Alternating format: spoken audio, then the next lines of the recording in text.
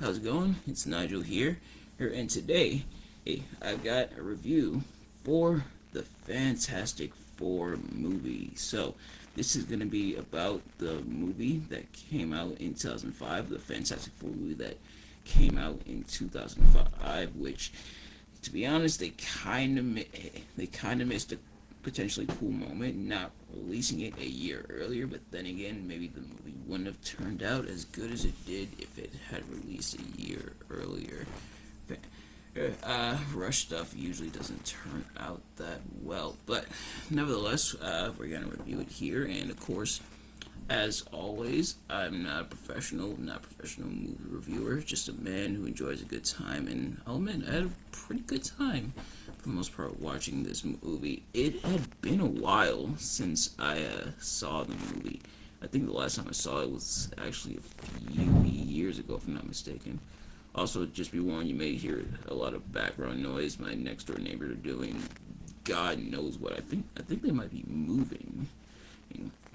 But you may hear quite a bit of noise going on next door, which unfortunately is nothing new for me. But yeah, so I had a pretty good time going back and rewatching this movie. Do I think the movie gets more hate than it deserves? Kinda. Is it a perfect movie? Not really. But we're gonna get into what I liked, what I didn't like about the movie. What I liked is that I feel like the actors did pretty good as their roles. Of course, we got Jessica Alba as Sue Storm, Ian Gruffin. Sorry if I pronounced that wrong. As Mr. Fantastic, we got Michael Chiklis as the Thing / Ben Grimm, and Chris Evans as the Human Torch. Those are the main four cast members for the Fantastic Four, and they did a pretty good job for the most part. I actually really liked their performances and everything. Of course, Chris Evans would go on to play Captain America in later Marvel movies, and honestly, he played Captain America way better than he did Human Torch. But for what it's worth, he still did pretty good in this movie. I feel like the actors had a decent amount of chemistry between each other, so that was nice to see. And of course, we got Julian McMahon as Doctor Doom, which he did pretty well as well. Oh, and I like how they interacted with each other. Thankfully, it wasn't too forced. There was some stuff that was kind of like, but thankfully, it wasn't too forced, and it was actually pretty good for the most part. But the other thing I liked is how they're presented. When I watched the movie, which the actual reason I watched the movie is I didn't want to watch and review any game just yet. I'm actually going to do that later on this week, but I still want to watch a movie, so I scrolled around Disney Plus, found Fantastic Four in what's called the Marvel Legacy Collection. Pretty much every movie before like 2008 when Iron Man came on the scene.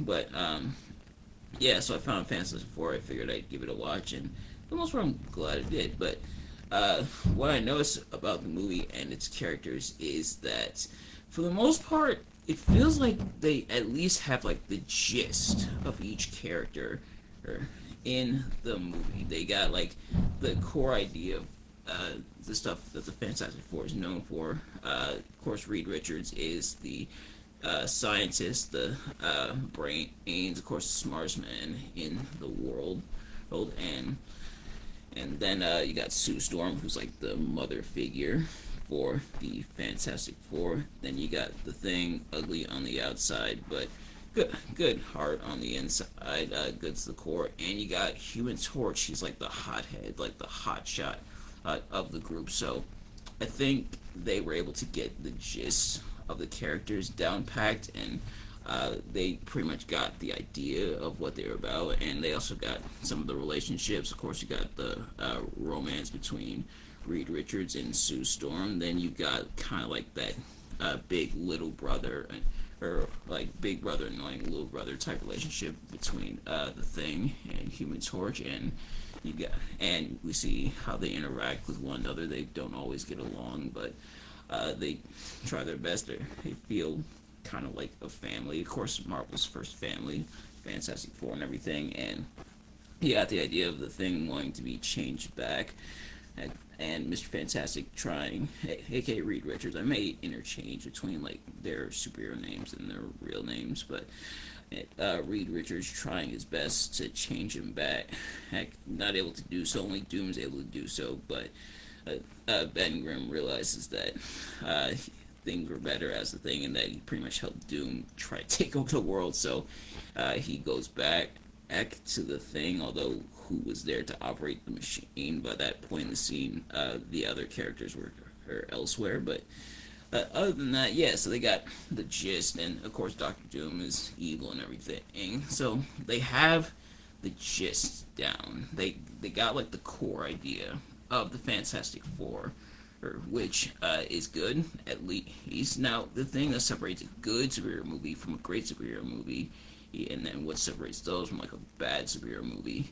Bad superhero movie is the things that make the superheroes as interesting and as fun as they aren't explored, or there's no chemistry, there's a lack of what's going on, things are changed for no reason, it's boring, and sadly there is a Fantastic Four movie that is like that. But a good superhero movie, they get the gist of the characters down, they get the core idea, and they try to build from there. But a great is when they take the ideas of the characters, what makes them special, and goes above and beyond with them, like a lot of the MCU movies did. But yeah, so this here, what they did with the Fantastic Four here, makes for a pretty good superhero movie, which isn't a bad thing. The downsides, though, I think, and for starters, even though the length isn't that bad, I think it's like an hour and a half, if I'm not mistaken, or like an hour 40 minutes. It's I believe, but so the movie is decently length and everything, but it still feels like some stuff was rushed, where or a lot of characters didn't get too much more interaction, where some stuff was touched upon but it wasn't explored, like the type of mother relationship between Sue and Johnny Storm. Of course they're siblings, but Sue is like the mom and everything, and she had to raise Johnny after what happened to their parents. But I, that unfortunately doesn't get explored a whole lot in the movie, and that is kind of disappointing. We see it, obviously. There's glimpses of it, but it's not really as present as I think it probably should have been and could have been. But then again, maybe that's just me. Maybe I just want to see more of it. Of course, I am a bit biased, as those of you who know me know the Fantastic Four is probably one of my absolute favorite superhero teams in comics. But yeah, so there's that.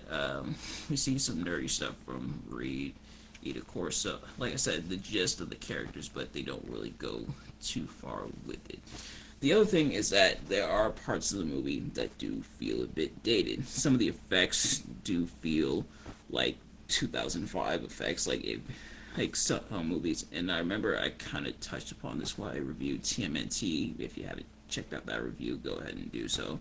When I talk about TMNT, there's some movies that feel like he kind of dated it, properly dated, where if a movie came out that year, you can definitely tell it came out that year. But then there are movies that look really good for their time, and when you tell people the year they came out, you're like, wow, that came out that year, or wow, that's incredible. Well, and in this movie, in the Fantastic Four's case, it does have a lot of those, like that 2005 look. Some of the effects do look pretty cheesy. They use some like CGI effects, but it doesn't look that great in some parts, and they do use some practical effects which look okay, but then again, it does make the movie look a bit dated. Thankfully, it's not enough to make me like hate the movie or anything, but it does feel a little dated, and a lot of like the mannerisms as well do feel a bit dated. References, things like that at around that time, where it's like, oh, okay, you can definitely tell it's a bit of a product of its time.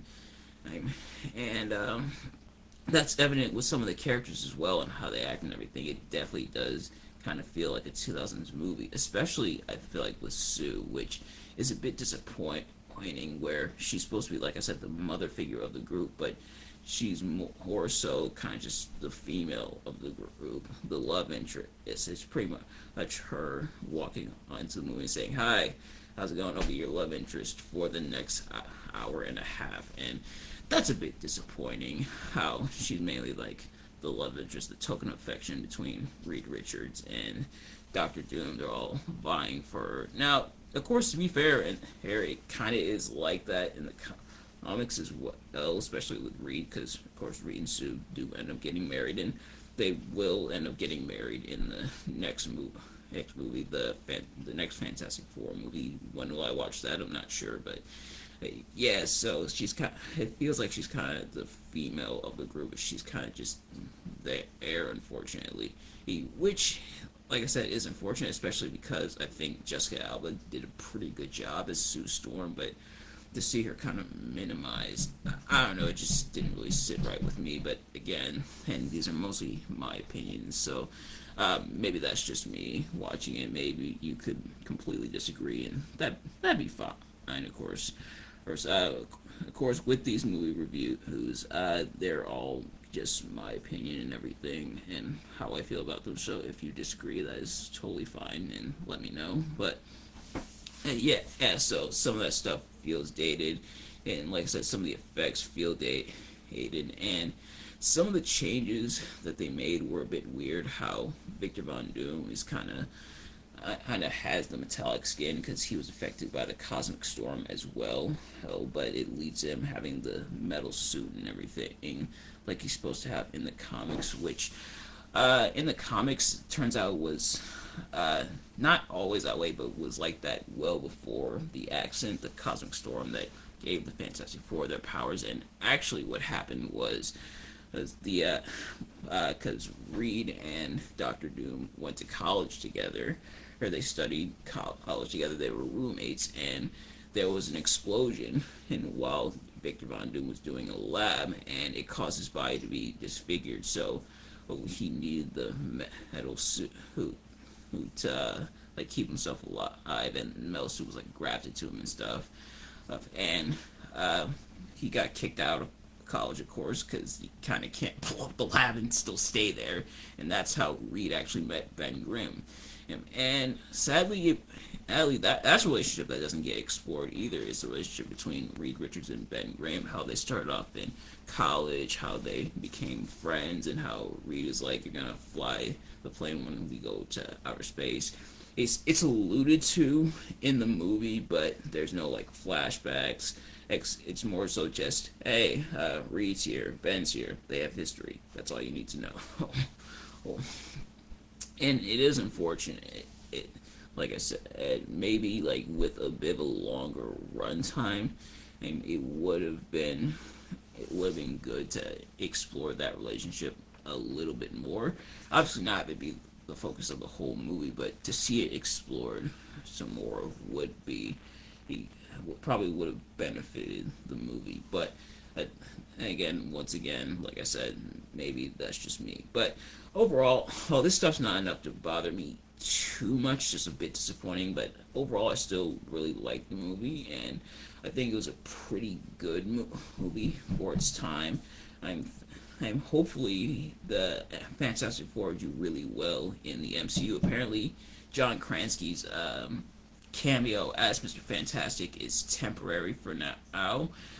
It's kind of just testing the waters, so hopefully he does stay, because for the short time he had, Krasinski at least nailed the mannerisms of Reed Richards and everything, and looks like they are going to give him his bearded look in the movies. The bearded look for Reed Richards is more of a recent thing. I think it came about around like 2018, 2019, but yeah. So hopefully he stays as Mr. Fantastic. John Krasinski, that is, stays as Mr. Fantastic in the MCU. I want to see more of what he can do as Reed Richards and everything. And It'll be interesting to see who will play the rest of the Fantastic Four, or if they do decide to go with John Krasinski. So let me know in the comments below, not just what you thought of this review, but also who do you want to see play the rest of the Fantastic Four. I'd love to hear from you guys in the comments. Thank you all so much for watching. If you like this video, please like, comment, subscribe, all that good stuff. Share the video and everything. System Shock Radio and Nigel Dixie's Tales from the Labyrinth are coming this week. Tales from the Labyrinth is actually coming later on today, and it's going to be our 15th episode, so it's going to be an hour-long episode. That will be recorded. That'll be up later on today for you guys. And tonight, not sure of a time yet. I'll let you guys know, but tonight I am going to be live once again on Twitch streaming the Spyro Reignite trilogy. So I was live last night and we tackled the Artisan Homeworld. So I'm going to see if I can go live with like audio and everything. So I'm going to see if I can get like a headset or something so I can go live with audio. But yeah, so tonight we're going to take care of the Peacekeeper's World and the Spyro Reignite trilogy, and we're actually going to go for 100%. I've done it before. I actually have the 100% save file, not just on my PS4, but my Switch as well. So, hopefully you guys will join me tonight and come out. We'll have some fun, and we'll tackle some Spyro, but nevertheless, thank you all so much for watching, and I will see you guys later. Peace.